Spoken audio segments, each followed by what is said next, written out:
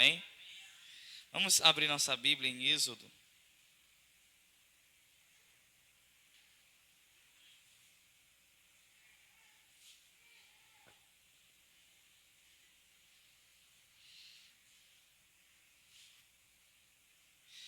Êxodo capítulo 15. 15, o verso 20.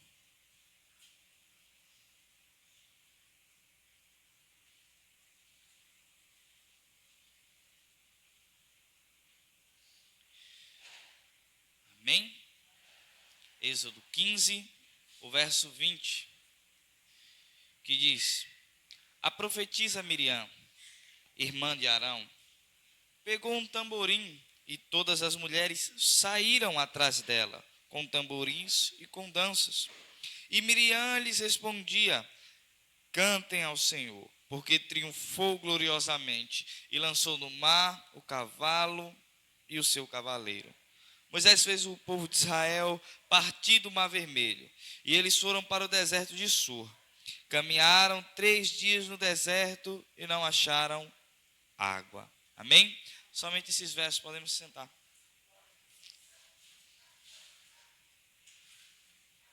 Na semana passada, no domingo passado, eu falei um pouco sobre o cântico de Moisés logo após passar por aquele mar, por ter visto Deus abrir aquele mar, e ele se volta a Deus em adoração, reconhecendo a grandeza daquilo que Deus fez ali naquele lugar. E ele não tinha outra coisa a fazer senão engrandecer ao nome do Senhor por todas as coisas que Deus havia feito diante dos olhos dele e de todo aquele povo. Mas quando nós chegamos no texto que acabamos de ler, nós vamos ver que o povo ainda está em adoração a Deus. E nesse momento em que eles ainda continuam em adoração a Deus, eles vão seguindo o caminho e passam-se 3 dias e nada de água. Eles não acham água, eles vão andando de deserto mais adentro e eles não encontram água.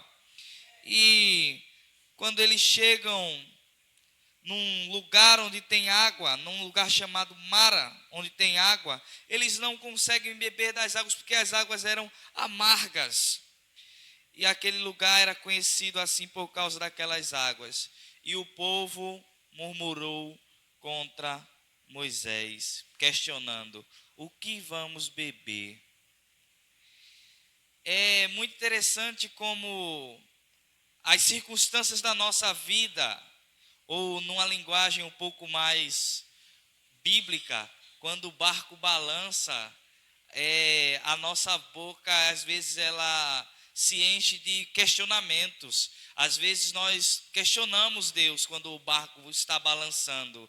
Assim como os discípulos faziam, o barco balançando, ele chega diante de Jesus: Senhor, o Senhor não se importa que nós venhamos a perecer?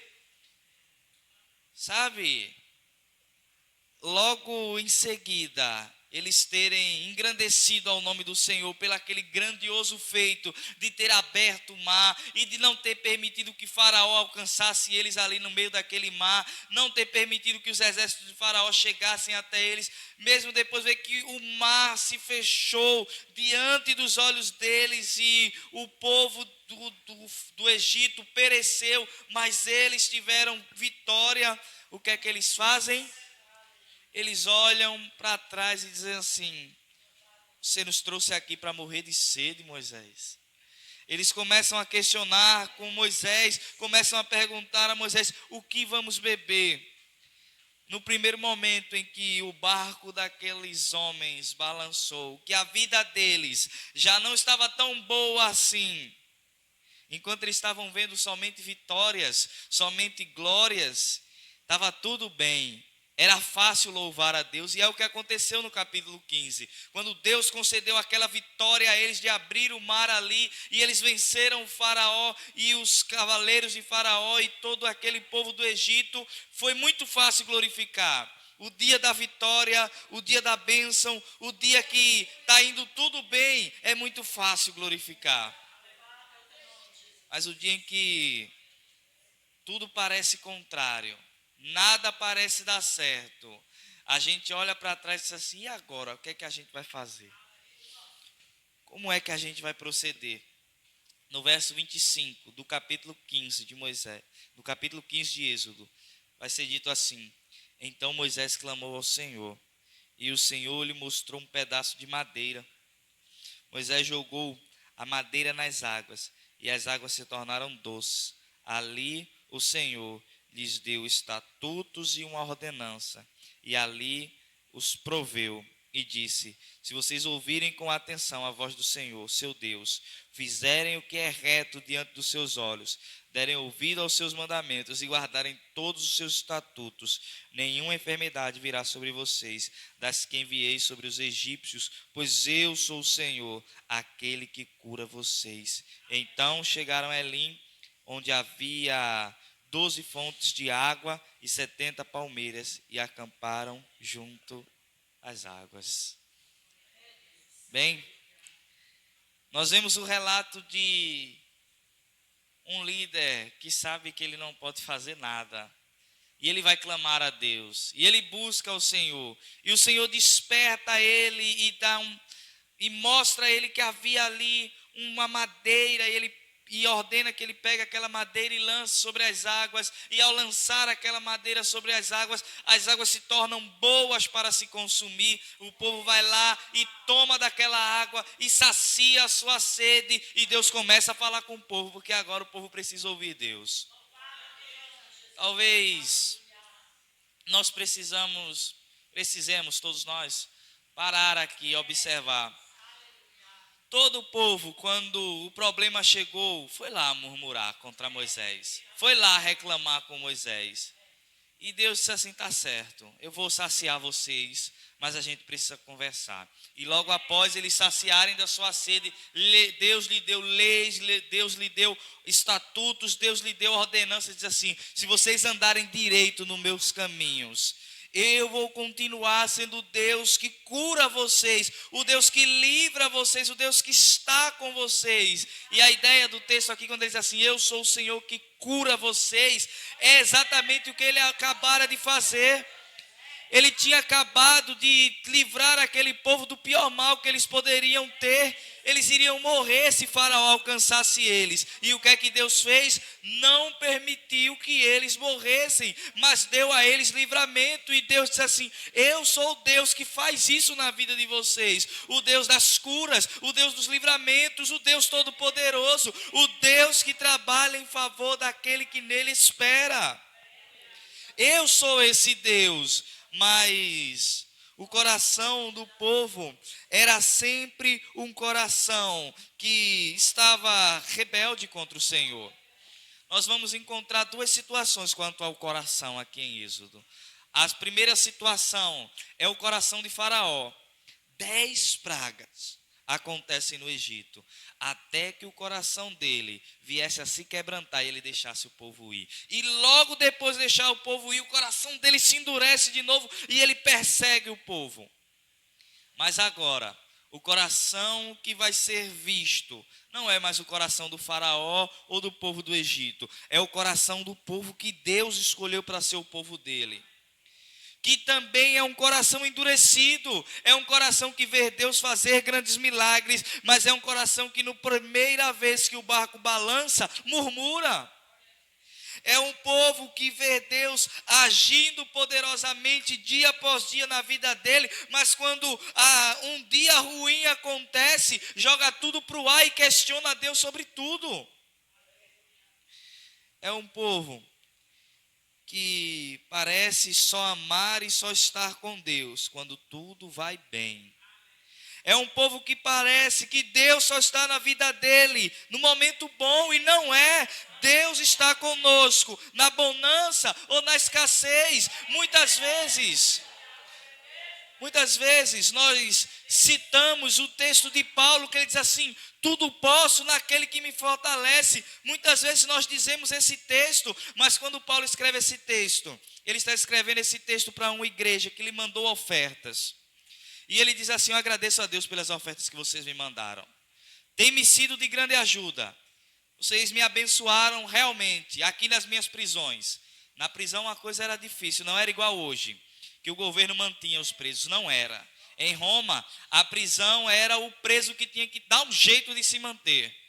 Se ele não tivesse uma família que lhe ajudasse, alguém que lhe ajudasse, ele ia morrer de fome lá dentro. Então os irmãos da igreja se juntam e levam uma oferta até ele para que ele pudesse se manter. E ele diz assim para os irmãos: meus irmãos, eu aprendi tanto em terem fartura como em tais escassez. Eu aprendi a ter bonança, mas eu também aprendi a viver dias difíceis, porque eu tudo posso naquele que me fortalece. Ele estava dizendo para aquele povo que no dia da escassez, Deus dava força. Mas que no dia da bonança, Deus dava força também. E ele dizia assim: eu passo por qualquer um desses dois momentos. Se tiver ruim, eu passo com Deus. Se tiver bom, eu passo com Deus também. E nós precisamos aprender isso, que com Deus nós passamos. Com Deus nós passamos.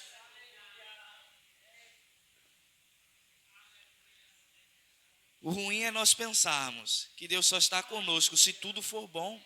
Se tudo for bem, não. Deus está conosco no fundo do poço. Deus vai ao nosso encontro quando estamos lá no fundo do poço também. E nos busca, e nos levanta, e nos ergue. E eu posso dizer com muita certeza que Ele também nos tira do fundo do poço e nos concede vitória. Por que não? O nosso Deus é o Deus Todo-Poderoso. O nosso Deus é o Deus que faz maravilhas. Ele pode nos tirar daquele momento ruim e nos trazer grande alegria, nos dar grandes vitórias. O nosso Deus é o Deus Todo-Poderoso. O Deus a quem nós servimos é um Deus que não tem limites para o seu poder. É um Deus que um dia Ele disse a Abraão, já bem velhinho: Abraão, daqui 1 ano virei e Sara terá um filho. E Sara estava ouvindo atrás da porta da tenda e ela começa a sorrir, porque ela disse no íntimo dela: acaso virei eu, já velha, segurar um filho? E o Senhor vira-se e vê que ela está atrás da porta e diz assim: certamente daqui 1 ano segurarás um filho, porque para o Senhor não há coisa que seja demasiadamente difícil.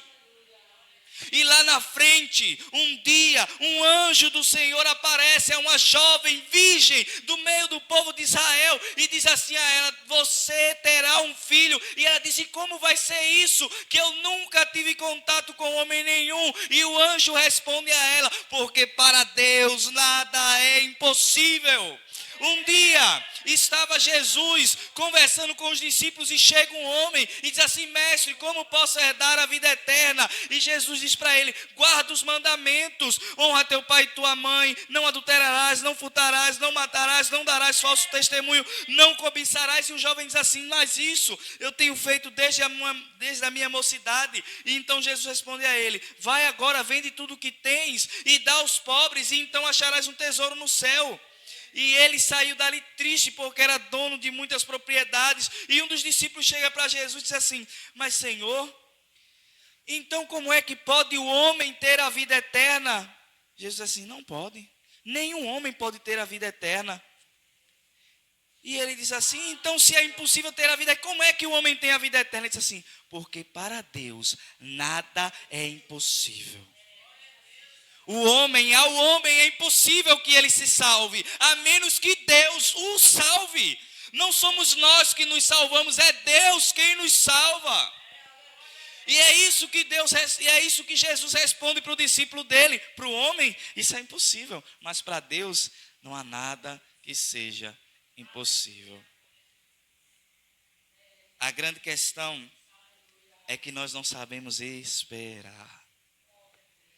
Esperar é um exercício dolorido demais para o ser humano. O ser humano é alguém que após a sua queda no pecado, ele busca ser autossuficiente. Ele busca ter o controle na sua mão.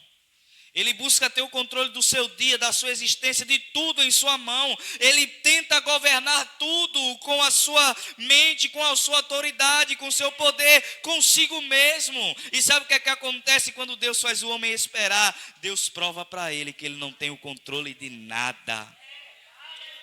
quando Deus nos faz esperar, Ele está simplesmente nos colocando em nosso lugar, nos dizendo assim: o Deus sou eu, você é homem, espere. Eu que sou o Senhor, eu que dou as ordens, sou eu quem decreto o dia, a hora e o lugar, sou eu quem faço. Você não, você espera em mim, você é homem, tenha paciência. E nós não sabemos esperar, nós não sabemos esperar. Nós queríamos e gostaríamos que fosse do nosso jeito, que aquilo chegasse no momento que nós achamos que tanto precisamos, que as coisas fossem exatamente como queremos, e Deus continua respondendo para nós: aquietai-vos e sabei que eu sou Deus. Bem, mas esse não foi o único incidente. Começou com as águas, mas tempos depois esse povo chega para Moisés de novo. E agora a reclamação é que eles não tinham nem pão e nem carne. Isso está no capítulo 16. Acabou o pão, acabou a carne. Eles não tinham nem pão nem carne. Eles começam a murmurar: melhor era quando estávamos lá no Egito, assentados próximos às panelas de carne. O que eles estavam dizendo era assim: lá no Egito, mesmo com toda dificuldade, sempre tinha fartura. Mas aqui, agora na presença de Deus, tudo é escassez. Eles foram murmurar com Moisés, mas o coração deles estava murmurando, não era de Moisés, era de Deus. Eles estavam dizendo assim: parece que estar na presença de Deus não melhorou em nada a minha vida. Parece que servir a Deus não melhorou em nada a minha vida.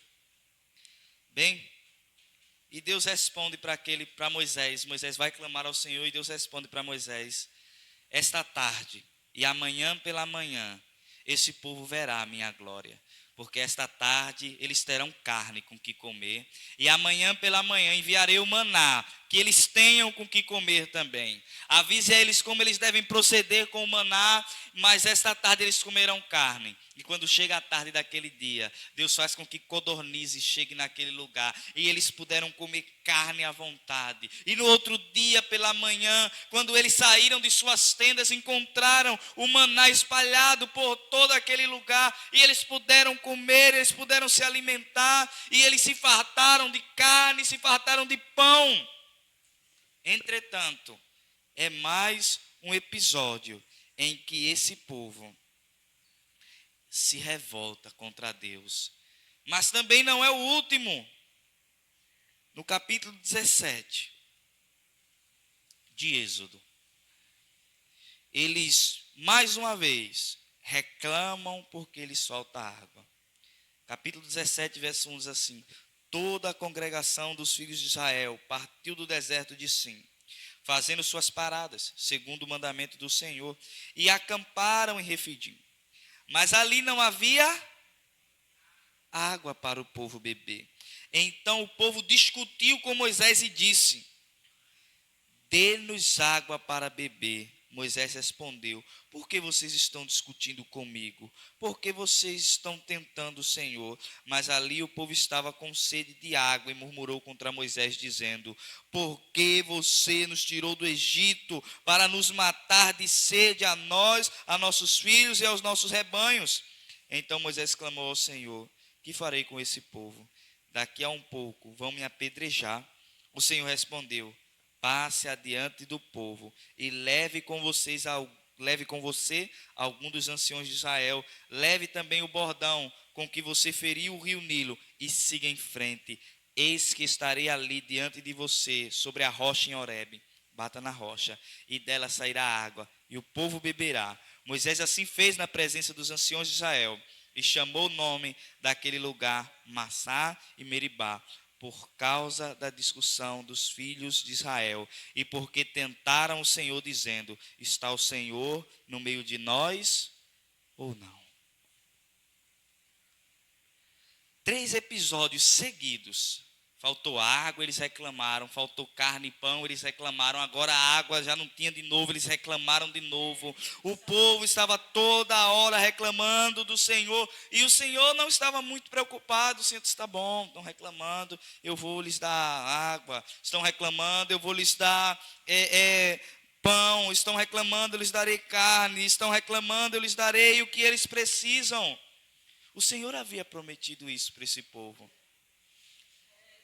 Mas se nós percebermos, lá ainda no capítulo 15, logo depois que eles reclamaram e o Senhor falou com eles, o verso 27 vai dizer assim, 15 e 27, então chegaram a Elim, onde havia 12 fontes de água e 70 palmeiras, e acamparam junto das águas. Eles haviam reclamado porque não tinha água, e o Senhor deu água a eles, e logo depois levou eles para um lugar onde havia água à vontade, e eles podiam beber água à vontade. Deus estava o tempo todo provendo as grandiosas coisas na vida desse povo, e esse povo estava o tempo todo questionando contra Deus.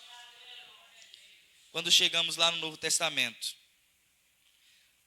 Mateus vai registrar uma pregação de Jesus no Sermão do Monte, onde Jesus vira para o povo e diz assim, não andeis inquietos de coisa alguma, não andeis inquietos do que vocês haverão de comer, do que vocês haverão de beber, ou do que vocês haverão de vestir.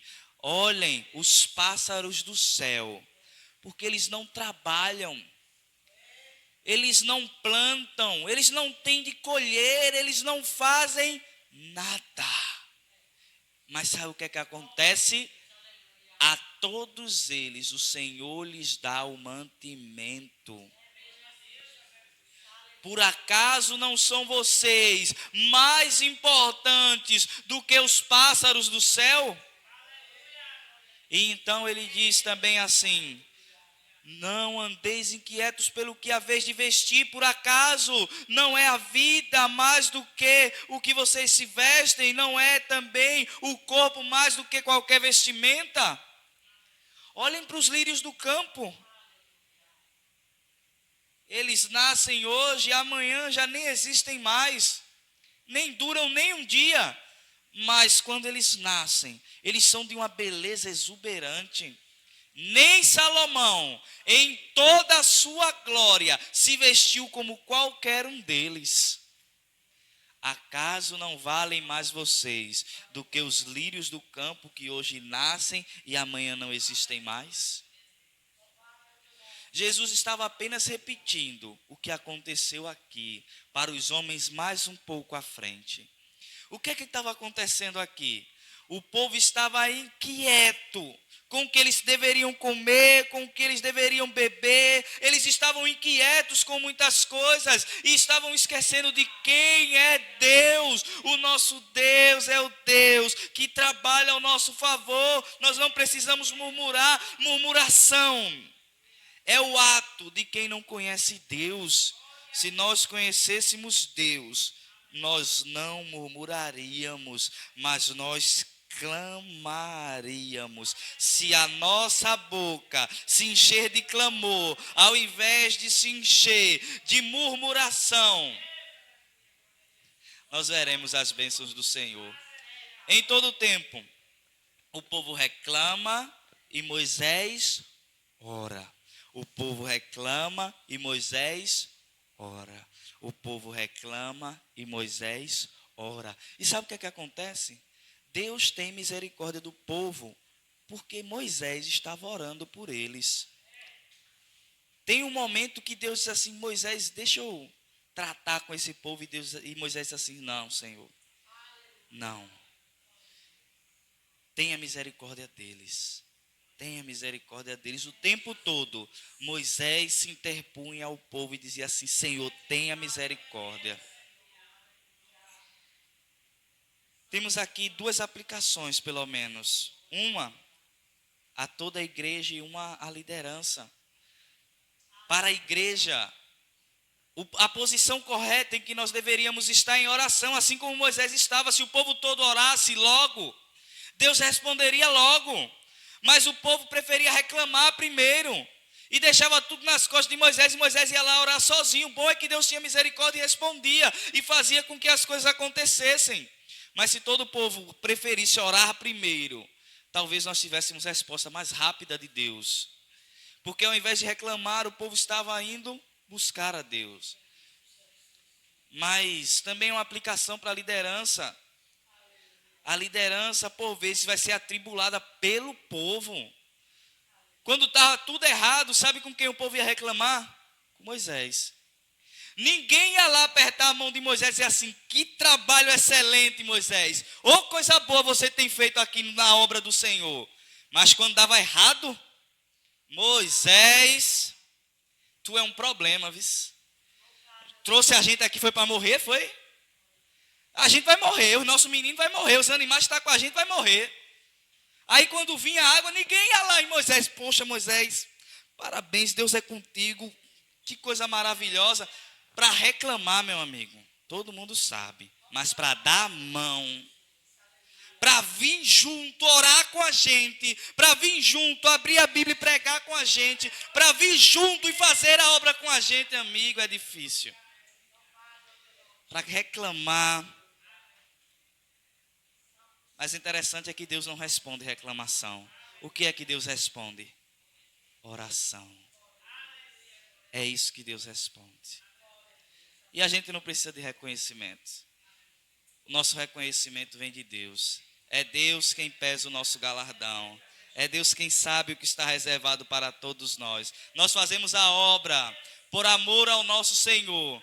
E com amor às vidas que Ele nos deu. Ainda que as vidas que estejam aqui diante de nós sejam aquelas que só fazem a parte da reclamação, ainda assim continuamos orando pela igreja. Para que Deus tenha misericórdia. Por meio dessa palavra, nós somos instruídos. Qual é o caminho que nós devemos seguir?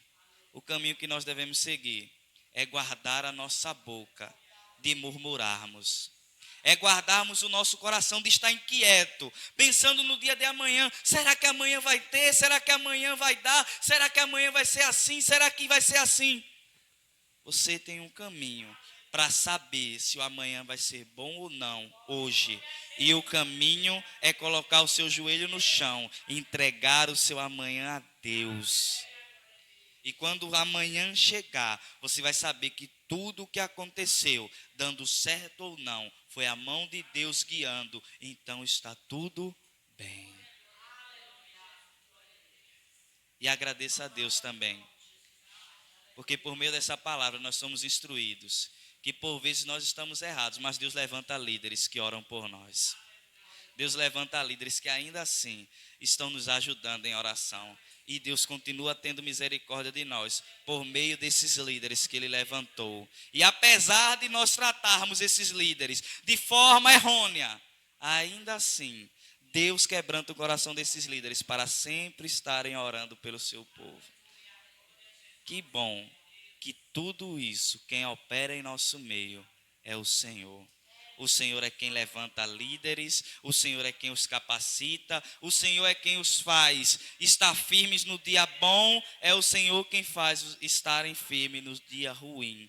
É o Senhor quem tem misericórdia do povo, é o Senhor quem ouve orações, é o Senhor quem resiste àqueles que estão endurecidos, é o Senhor quem faz a sua bênção chegar no meio do seu povo. Tudo neste lugar e em nossa vida depende de Deus. Que não andemos ansiosos com coisa nenhuma e nem murmurando de coisa nenhuma, mas que em todas as coisas sejam conhecidas diante do Senhor as nossas petições e Ele nos responderá. Amém?